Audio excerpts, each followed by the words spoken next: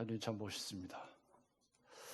제가 오늘 새벽 기도를 마치고 집에 들어가서 열심히 이제 마지막 원고를 순지를 하고 이제 문장을 다듬고 뺄 거 빼고 최종 정리를 하고 또 볼펜을 들고 이제 정리를 한 다음에 그래도 시간이 좀 남아요. 그래서 잠깐 이렇게 누웠습니다. 사실은 평소에 제가 이제 새벽 기도를 갔다 와서 운동을 하기 때문에 주일날이 어떻게 보면 생활 리듬이 제일 안 맞아요. 근데 잠깐 이렇게 이제 누워서 잠이 들었는데 꿈을 꿨어요.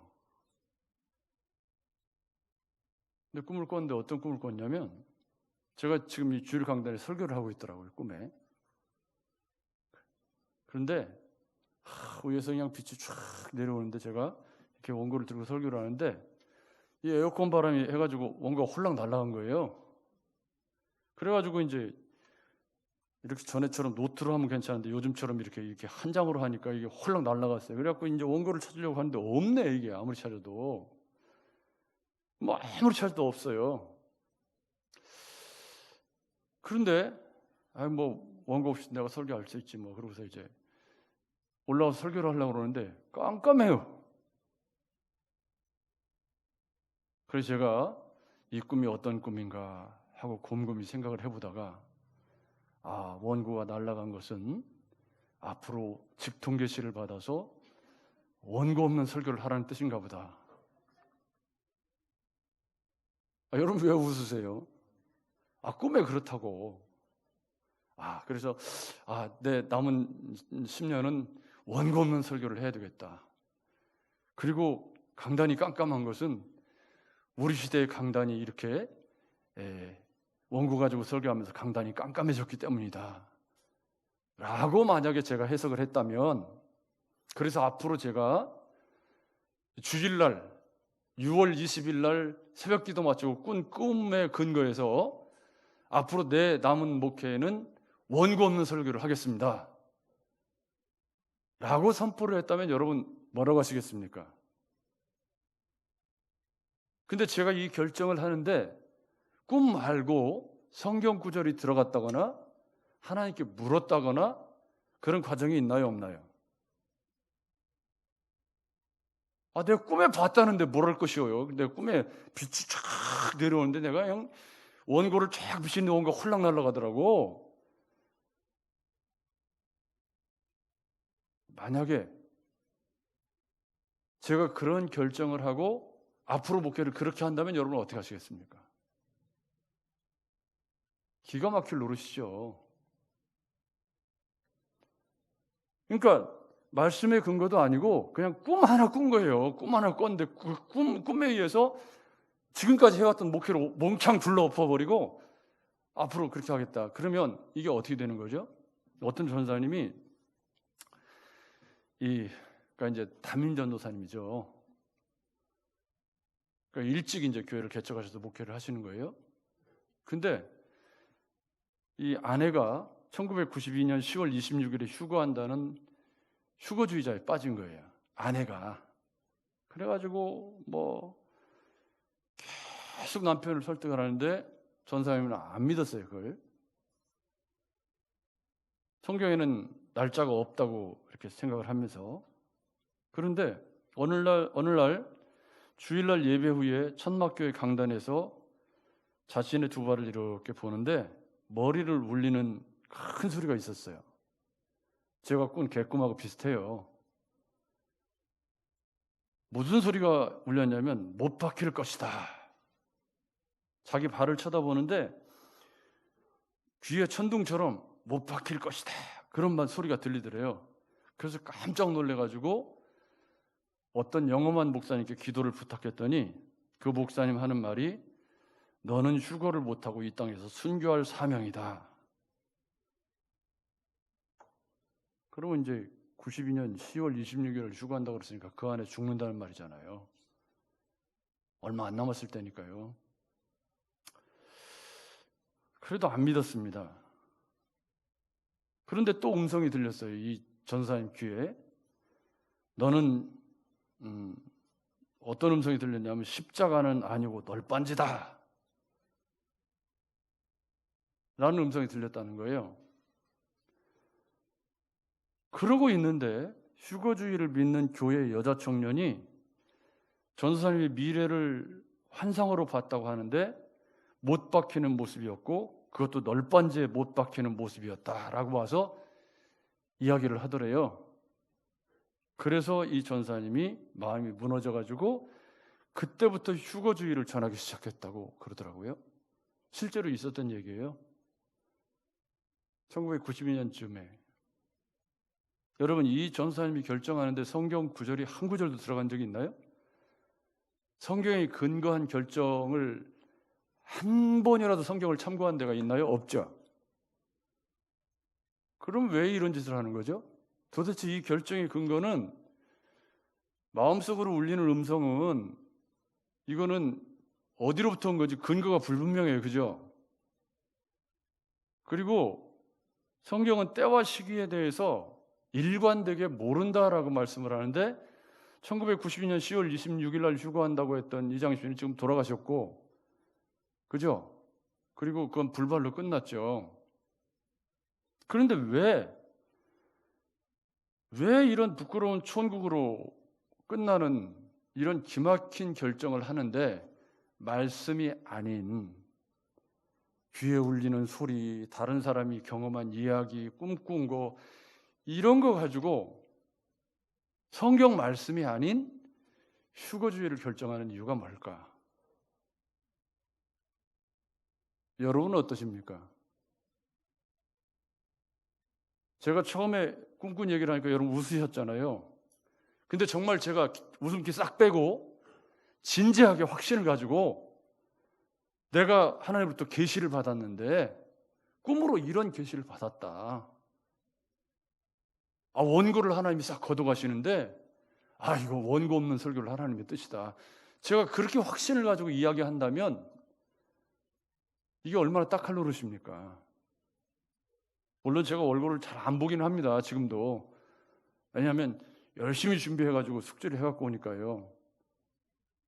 그렇지만 그것과 직통계시를 받아서 원고 없는 설교를 하는 것과는 다른 문제입니다.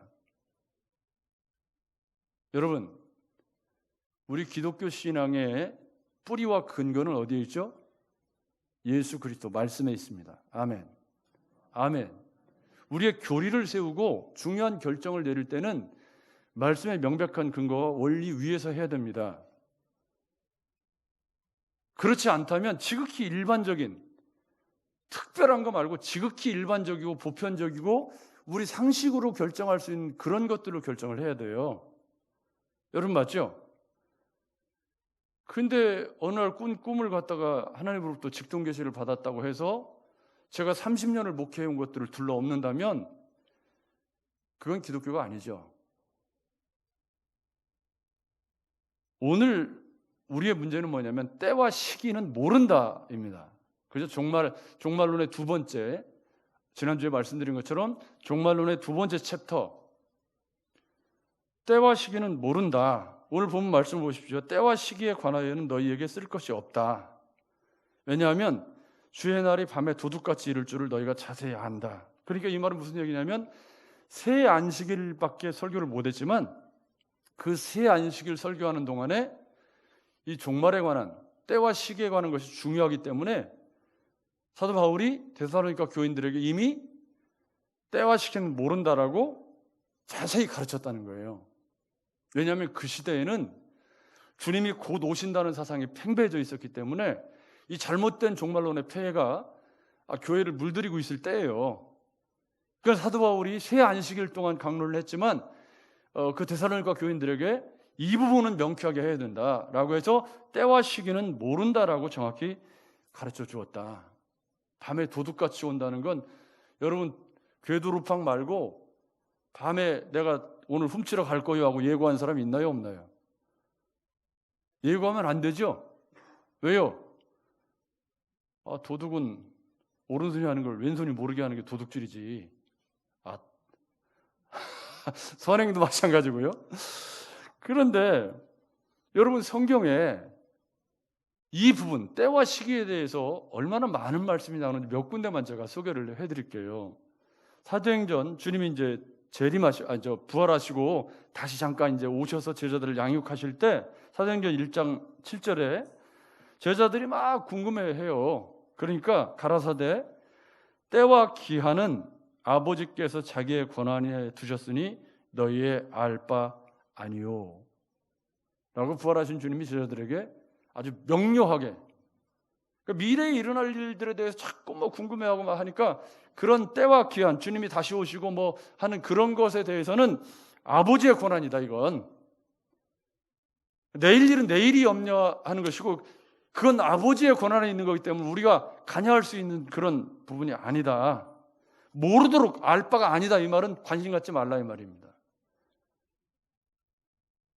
여러분, 주님 언제 오실지 너무 관심 갖지 마세요. 모른다고 그랬는데 왜 자꾸 관심을 가져요? 관심을 갖다 보면 자꾸 이상한 짓을 하죠. 그래갖고 어젯밤에 꿈을 꿨는데 주님이 2023년 11월 4일 날 오신다고 그러더라. 11월 4일 내 생일이야. 저는 6월 달이에요. 여러분, 그런 기막힌 짓들을 하는데 그거를 고개를 끄덕이면서 가는 사람도 있잖아요. 이렇게 명백하게, 그러니까 모르도록 두신 것을 온갖 꿈과 환상과 기기묘묘한 성경풀이를 가지고 때와 시기를 예측하고 아주 그냥 짜서 맞춰가지고 그냥 숫자를 갖다가 맞춰서 이날이다! 이런 기막힌 짓들을 하는 사람들에게 속아 넘어가는 건 우리가 명백하게 말씀하신 말씀을 불명백한 말씀으로 둘러엎는 거예요. 여러분 맞죠? 근데 이거 하나로는 좀 부족하니까 다른 데를 또 보겠습니다. 마태복음 24장 36절에 보니까 그러나 그날과 그때, 즉 주님이 재림하시는 날입니다. 그날과 그때는 아무도 모르나니 하늘의 천사들도 아들도 모르고 오직 아버지만 아시느니라. 아멘. 아버지만 아신다잖아요. 그럼 이거 안다고 하는 사람들은 전부 뭐예요 이거? 명백하게 우리 주님이 공생의 사역을 하시는 동안 아주 명백하게 마태복음 24장은 종말 강화, 주님이 마지막 이제 십자가에 죽으시기 전에 종말 강화하시는 장면이거든요. 근데 그때 주님의 재림에 대해서는 모른다. 그날과 그때는 천사도 모르고 그 누구도 모른다. 아주 쐐기를 박아놓은 거예요 이건. 그런데 무슨 숫자 가지고 계산해가지고 뭐 언제 오신다고 이렇게 말하는 사람들에게 속아 넘어가는 건 성경의 근거를 안 두기 때문입니다. 여러분 맞죠? 앞으로도 이 부분에 꼼수를 다 부려가지고 주님이 언제 오신다 이렇게 얘기하는 사람들 있으면 귓방망이를 그냥 아무튼 때리라는 말은 아니고요. 여러분 무슨 얘기인지 아시죠? 분명한 말씀의 근거. 우리가 그날과 그 시기를 모르는 게 복인가요? 아는 게 복인가요? 만약에 안다고 치죠. 안다고 치면 어떤 현상이 일어날까요? 정상적인 사회생활이 가능할까요? 예를 들어서 2021년 11월 4일 날 주님이 오신다. 그러면 지금부터 뭐 해야 되죠? 이제 5개월밖에 안 남았는데?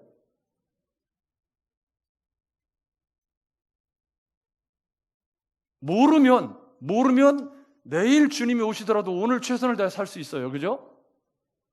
여러분 맞죠? 근데 안다 그 말이에요. 그러면 두 가지 양상이 나타나요. 어떤 양상? 11월 4일 되기 전에 일주일 전부터 나는 예수 믿어야지. 주님이 다 그 속 알고 계시지 무슨 말도 안 되는 소리죠. 또 아까 처음 말씀드린 것처럼 이제 주님 곧 오실 텐데 있는 재산 정리해가지고 잘 쓰다가 이제 11월 4일 날 오신다는데 그동안 못한 것 좀 놀러도 좀 댕기고 좀 거시기 하다가 그러지 않겠습니까?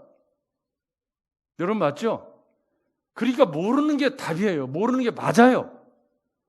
모르는 것이 훨씬 더 우리의 삶에 유익하다 그 말이에요. 여러분 맞죠? 그 주님 모르게 하신 거예요.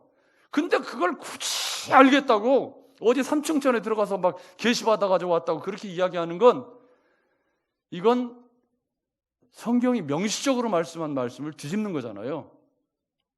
여러분 맞죠? 미혹되셔서는 안 된단 말이에요. 절대로 그런 것에 미혹되시면 안 됩니다. 2절 말씀에 밤에 도둑같이 오신다. 도둑같이 이른다. 이 말씀은 재림을 준비하지 않는 그런 믿음 없이 살아가는 사람들에게 갑작스럽게 임한다. 마태복음 24장 42절부터 44절에 보면 그러므로 깨어 있으라. 너는 어느 날에 너희 주가 임할는지 너희가 알지 못함이니라. 너희도 아는 바니 만일 집주인이 도둑이 어느 시각에 올 줄 알았더라면 깨어 있어 그 집을 뚫지 못하게 하였으리라. 이러므로 너희도 예비하고 있으라. 생각하지 않은 때에 인자가 오리라. 이 말씀은 때와 시기를 모른다는 말씀에 똑같은 말이지만 다른 쪽의 긴장을 이야기합니다. 그러니까 이게 무슨 얘기냐면 때와 시기를 모르기 때문에 깨어 있어야 된다.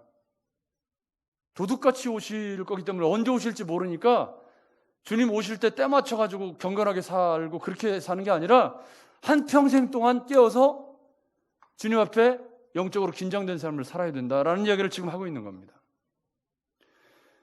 계시록 3장 3절에 보면 그러므로 내가 어떻게 받았으며 어떻게 들었는지 생각하고 지켜 회개하라. 만일 일 깨지 아니하면 내가 도둑같이 이르리니 어느 시에 내게 임할는지 내가 알지 못하니라. 도둑같이 온다는 표현이 계속해서 반복이 되고 있는 것을 볼 수가 있습니다. 그러면 주님이 오시는 것은 도둑같이 온다는 건 계속 어떤 뜻이죠? 갑자기 어느 날. 그렇죠? 갑자기 어느 날 오신다. 알 수 없다.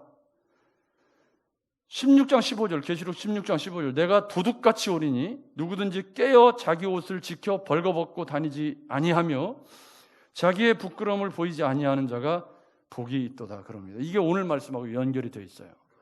깨어있는 것과 빛의 갑옷을 입는 것은 같은 의미입니다. 그러니까요, 이게 무슨 말이냐면 깨어있다라는 말이 곧 주님이 언제 오실지 몰라요. 예를 들어 집에 손님이 언제 오실지 몰라. 그럼 어떻게 하죠? 이거 보통 일이 아닙니다. 손님이 언제 오실지 모르면 집에서 그냥 다 청소해놓고 옷도 평소에 입던 옷 못 입잖아요. 지난주에 우리 양 집사님이 저희 아파트에 공사가 있어서 오셨어요. 근데 밖에서 띵동한데 양 집사님이 오신 거예요. 목사님, 잠깐 문 밖에 나오세요. 그래요. 그래서 제가 그때 마침 운동 갔다 와서 샤워를 하고 있었어요. 그래가지고 이제 바쁘게 샤워를 하고서 이제 메리아스만 입고 밖으로 나갔더니 김원아 집사님 저기 있네. 그래가지고 후다닥 들어가서 다시 옷 입고 나가가지고 제가 손잡으시고 왔는데요. 올 줄 알았으면 제가 어떻게 하죠? 샤워를 안 하고 있지. 그렇잖아요. 그러니까 여기 자기 옷을 지켜 벌거벗고 다니지 않는다는 것은 지금 옷 입고 자라는 얘기를 하는 건 아니고 영적인 그리스도의 옷을, 믿음의 옷을 깨어있다는 것은 믿음의 옷을 입고 계속 살아가는 것이다. 그리스도로 옷 입고 살아가는 것이다 라는 의미예요. 그죠? 깨어있어야 한다. 그건 주님이 도둑같이 오시니까 언제 오실지 모르기 때문에 영적인 긴장 상태를 놓을 수 없다. 계속 그리스도로 옷 입고 하루하루 매일매일의 삶을 주님을 기다리는 믿음으로 살아야 한다. 그게 도둑같이 오신다. 그런데 밤에 온다. 밤에 도둑같이 온다. 그러니까 이걸 또 문자적으로 해석을 해가지고 재림을 기다리는 소위 경건하다는 사람들이 어떤 짓을 하냐면 주님이 밤에 오신다. 밤에.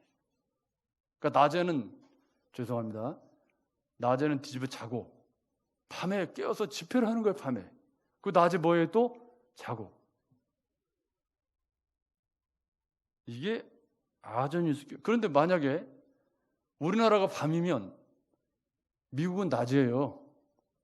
그죠? 그럼 주님이 오시도 우리나라 밤에 오셨어요. 근데 미국은 낮이야. 그러면 말이 맞아요? 안 맞아요? 안 맞잖아요. 그러니까 이렇게 아전인수격으로 이렇게 이 본문을 그렇게 해석하는 건 정말 말이 안 되는 얘기죠. 근데 그거에 넘어가는 사람들이 또 있단 말이지. 이 밤이라는 건 도덕적으로 타락하고 영적으로 어두움의 시대에 온다라는 뜻이죠. 그래서 이에 상응하는 말이 노아의 때처럼이라는 말이잖아요. 이 밤에 오신다, 영적인 어둠의 시대를 상징하는 말이 노아의 때와 같이라는 말인데, 노아의 때와 같이가 무슨 뜻이죠?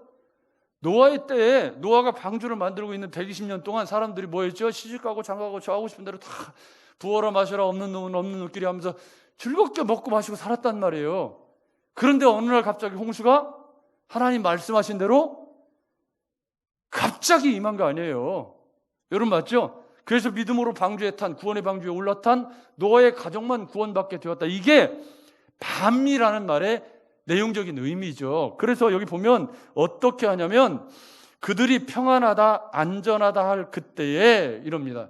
이 평안하다, 안전하다라는 말은 주님이 오시긴 뭘 와. 이때까지도 안 왔는데 오신다 계속 안 오시잖아.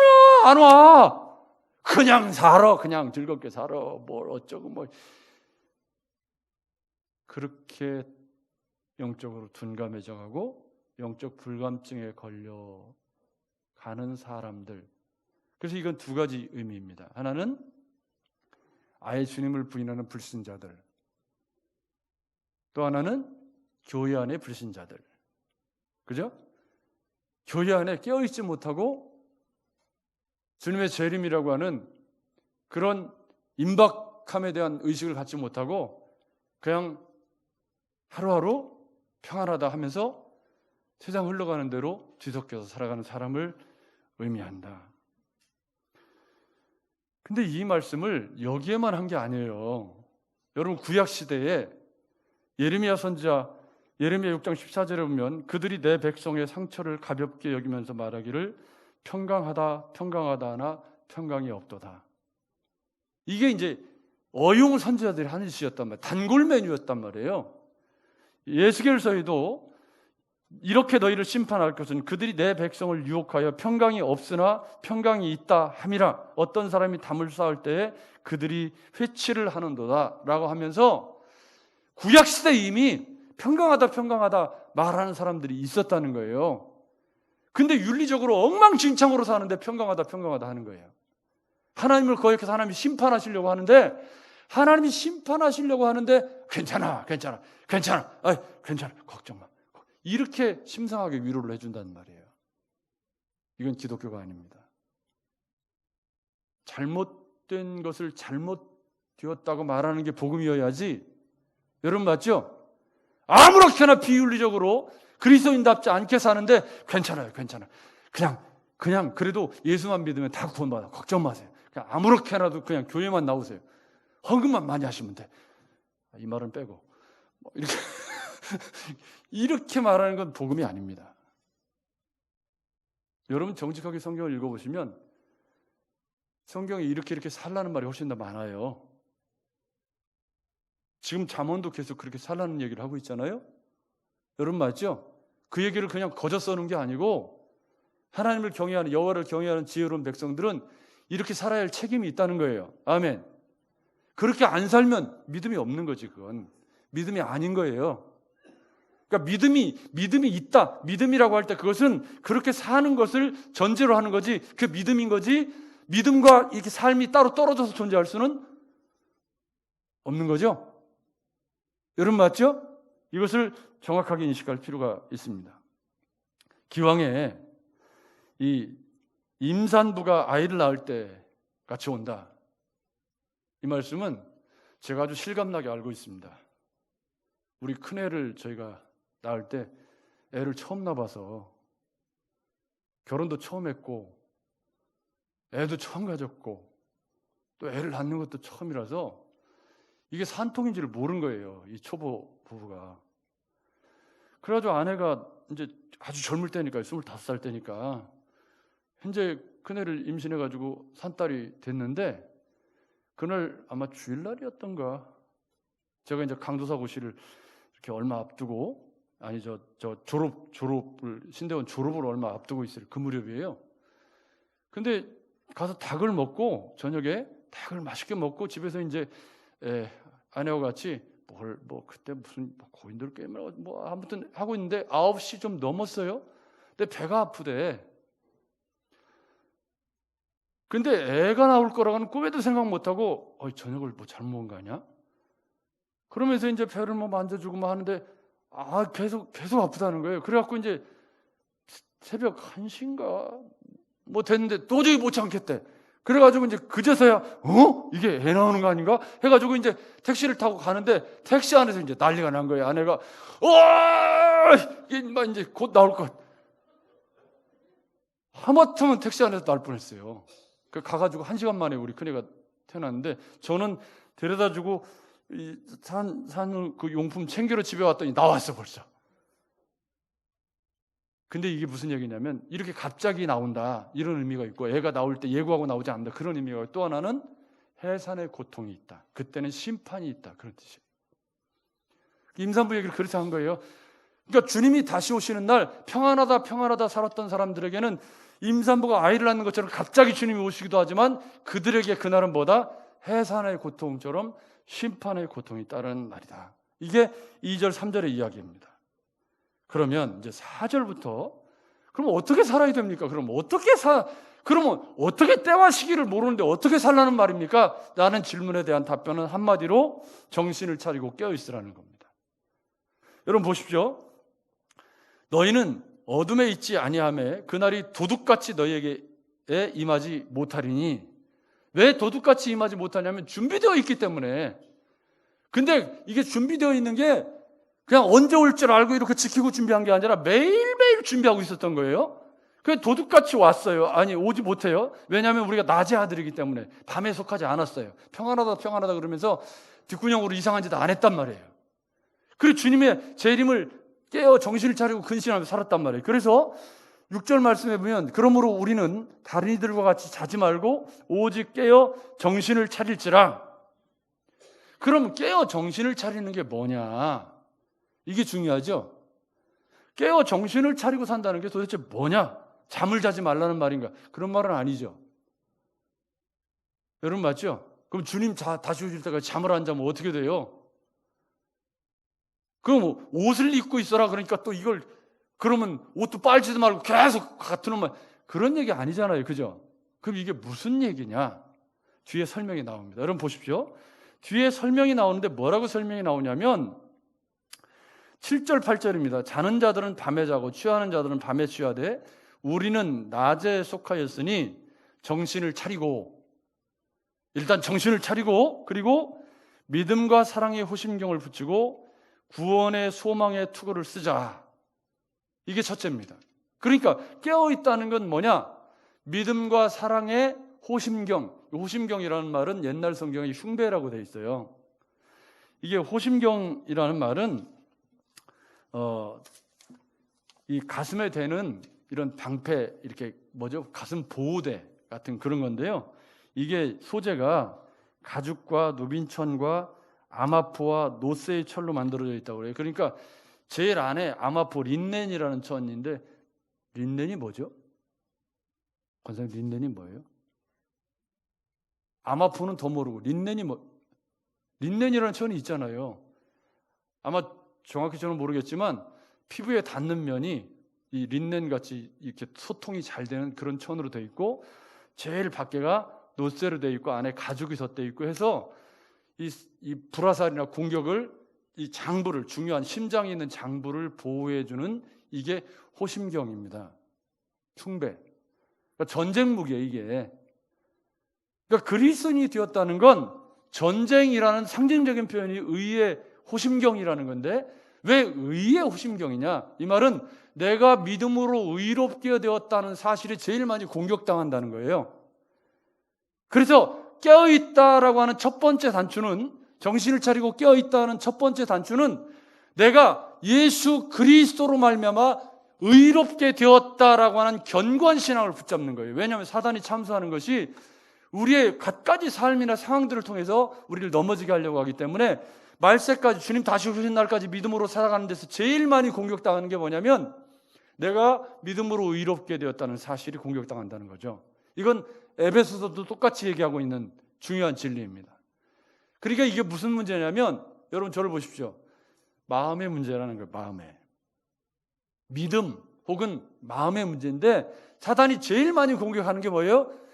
우리의 생각을 자꾸 흐트러뜨리는 이렇게 코로나 바이러스 시대에 이상한 생각이 자꾸 들어오게 하고 이상한 말을 듣고 마음이 흐트러지게 하고 예수 그리스도의 구원의 은혜, 내가 의롭게 된 사실에 대해서 헷갈리게 만들고 하는 것이, 그것을 정신을 차리고 근신해서 주님 다시 오시는 날까지 아니야! 나는 예수 그리스도로 말미암아 의롭게 된 사람이야 라고 하는 의의 호심경. 흔들리지 말아야 된다.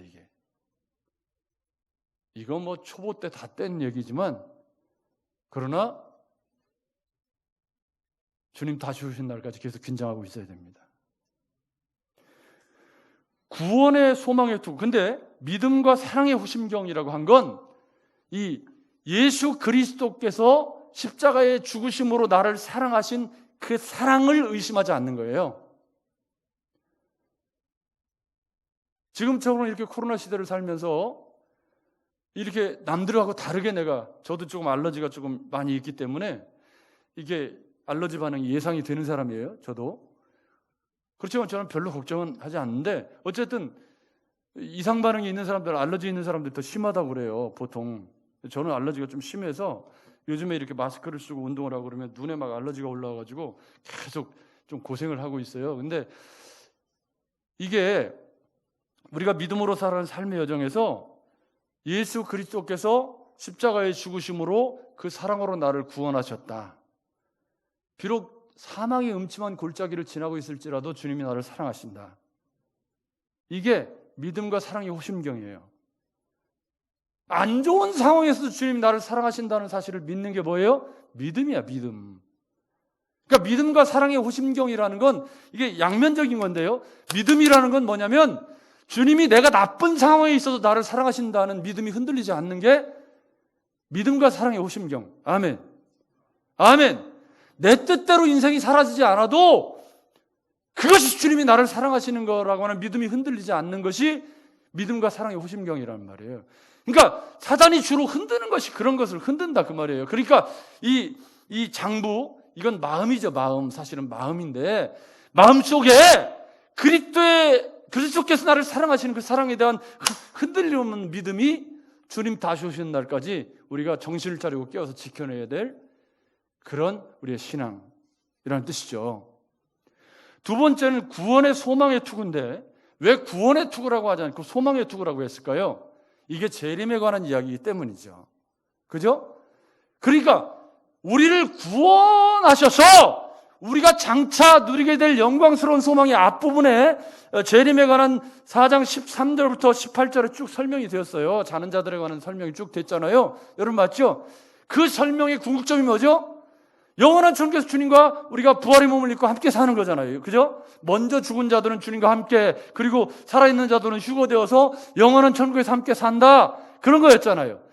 구원의 투구의 소망이라는 건, 내가 구원받은 것은 그렇게 주님 다시 오신 날 주님과 함께 영원한 천국에 있게 된다는 소망이 흔들리지 않는 거지. 상황이 좀 안 좋아도. 이게 다 어디서 일어나는 일이죠? 생각 속에서 일어나는 일이에요. 여러분 맞죠? 사단이 다 공격. 그러니까 여기 투구, 흉배, 이건 둘 다 뭐예요? 생각을 지칭하는 거예요. 마음을 지칭하는 것들이란 말이에요. 머리에 쓰는 투구, 가슴에 쓰는 이거는 둘 다 뭐죠? 우리 가슴과 생각은 둘 다 우리의 인격과 삶과 생각을 의미해요. 마음. 여러분 맞죠? 그러니까 정신을 차려서 깨어서 지켜야 하는 게 뭐죠? 무릇 지킬 만한 것 가운데 마음을 지키는 거다. 마음을 지킨다는 말은 곧 믿음을 지킨다는 것이고, 구원의 확신이 흔들리지 않, 주님이 나를 사랑하신다는 것이 흔들리지 않는 것이고, 영원한 천국에 대한 소망이 흔들리지 않는다는 거예요. 그게 정신을 차리고 깨어 근신하는 건데, 이것을 다른 곳에서 표현할 때 뭐라고 했냐면 그리스도로 옷 입고, 할렐루야, 그리스도로 옷 입고 사는 거예요. 그것을 어떻게 설명했는지 여러분 보십시오. 9절 10절에 하나님이 우리를 세우심이라는 말은 구원하셨다. 구원. 하나님이 자녀로 세우심은 뭐라고요? 노하심에 이르게 하심이 아니요. 이건 심판. 하나님 우리를 구원하신 이유는 우리를 심판하시려고 하는 게 아니라 우리 주 예수 그리스도로 말미암아 구원을 받게 하심이라. 그래놓고 10절 말씀 여러분 같이 읽어보겠습니다. 시작. 예수께서 우리를 위하여 죽으사 우리로 하여금 깨어있든지 자든지 자기와 함께 살게 하려 하셨느니라. 아멘. 여기서 핵심적인 중요한 교리가 하나 나온 거죠. 그게 뭐죠? 아무리 내가 힘들고 어려워도 우리 주님이 나를 구원하실 때 나와 함께 있게 하시려고 구원하셨대. 할렐루야. 임마누엘, 주님이 나와 함께 하시려고 나를 구원하셨대요.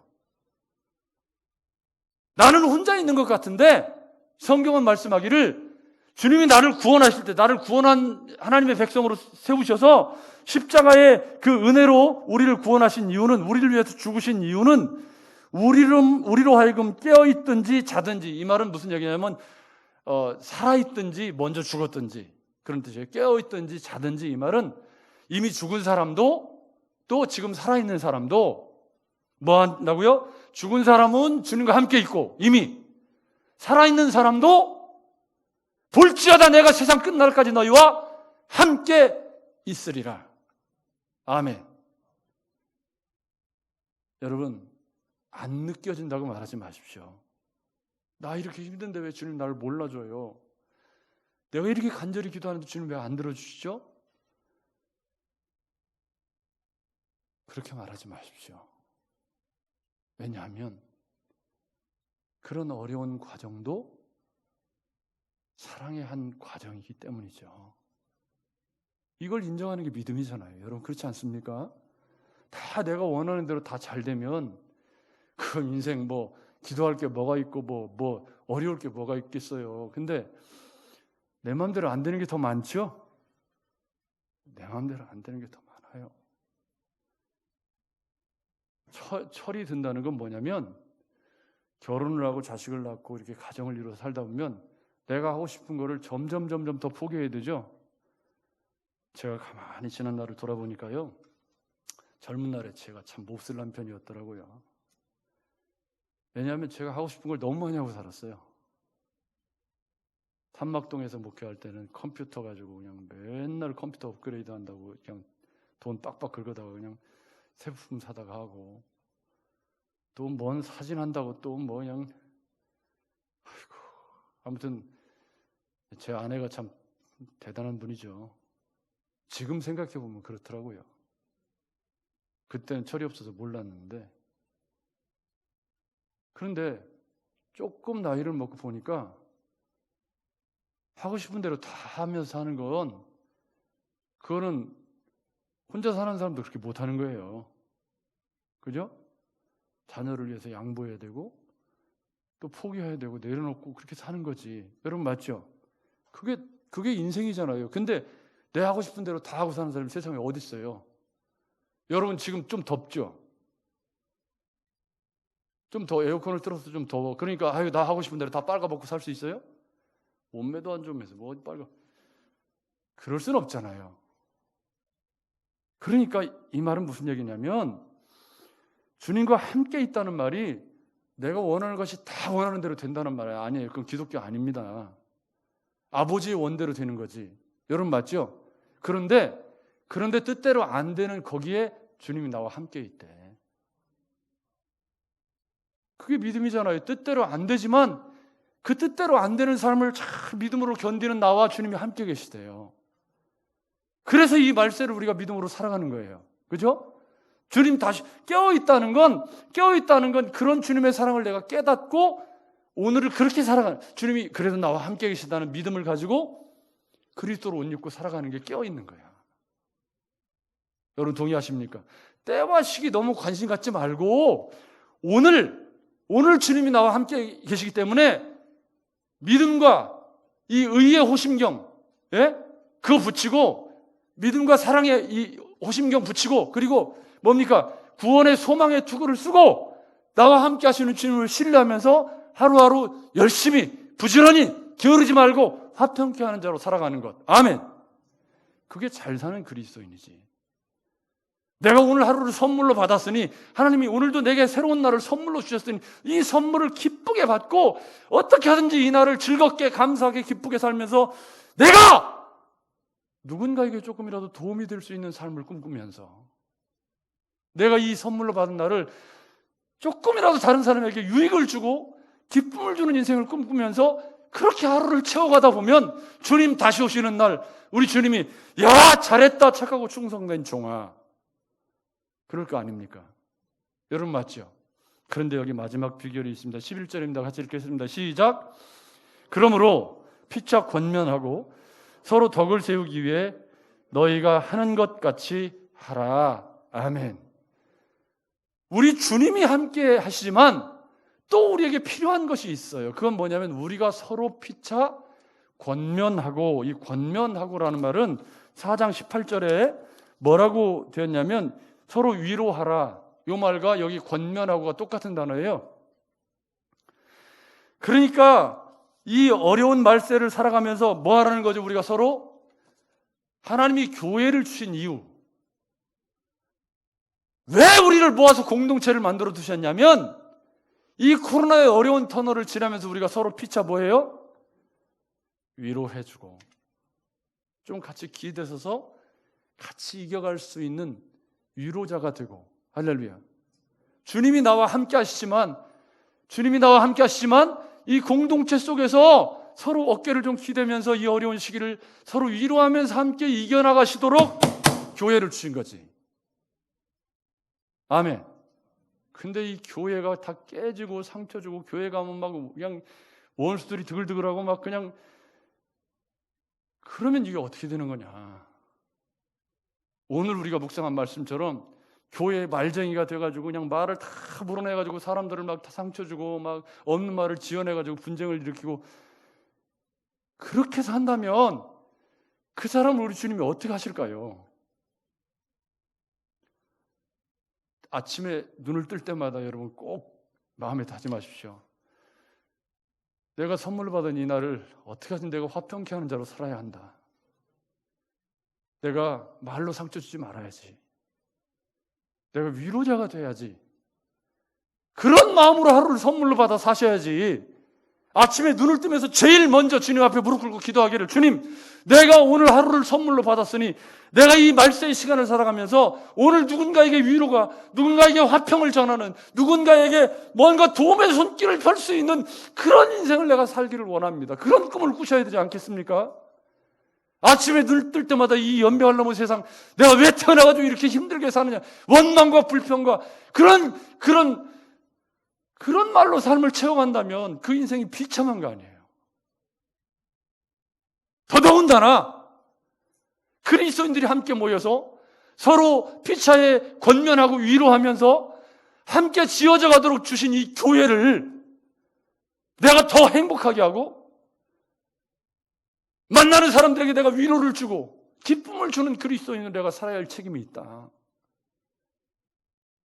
그러니 주일날 예배당에 나올 때 오늘 내가 만나는 사람들에게 내가 위로를 주는 사람이 되어야지. 아멘. 예배당에 나올 때 내가 말씀 듣고 내가 오늘 만나는 사람에게 격려의 말을 해줘야지. 어떻게 하든지 내가 조금이라도 그 사람들을 기쁘게 해주는 인생을 살아야지. 그런 꿈을 꾸고 그런 교회를 우리가 꿈꾸면서 이뤄가면, 그런 마음으로 교회를 이뤄가면 교회가 왜 상처가 되겠어요? 교회에서 왜 상처를 받겠어요? 나밖에 모르고, 교회에 와서도 나밖에 모르고 함부로 말하고 상처 주는 말하고, 그러니까 교회가 상처가 되는 거지. 근데 우리는 주님 다시 오시는 날까지 함께 교회를 이루어서 가야 돼요. 여러분 맞죠? 아닌 사람 말고 함께 교회를 이루어서 가야 되잖아요. 여러분 맞죠? 이 함께 가는 길을 즐겁게 갈 수 있도록 우리가 서로 배려해주고, 내가 좀 목회자인 저에게도 좀 힘이 되는 성도가 돼야지. 마음을 좀 그렇게 잡숴보세요. 누군가에게 내가 좀 위로가 되는 사람이 되어야지. 그러면서 뭐라고 말씀하고 있죠? 덕을 세우기를 너희가 하는 것 같이 하라. 이 세운다라는 말은요, 마태복음 7장에 반석 위에 세운 집, 모래 위에 세운 집 할 때 집을 세운다는 단어, 그게 쓰인 거거든요. 그러니까 교회는 덕을 세우는 공동체여야 한다. 여러분, 덕을 세운다라는 말이 뭔지 아시죠? 덕스럽지 못하다. 그러니까 교회가 모여서 서로 덕을 세워주는 공동체. 이 말은 사람들을 서로 세워주는, 힘나게 하고 격려해주는 공동체여야 한다. 그래야 주님 다시 오시는 날까지 우리가 함께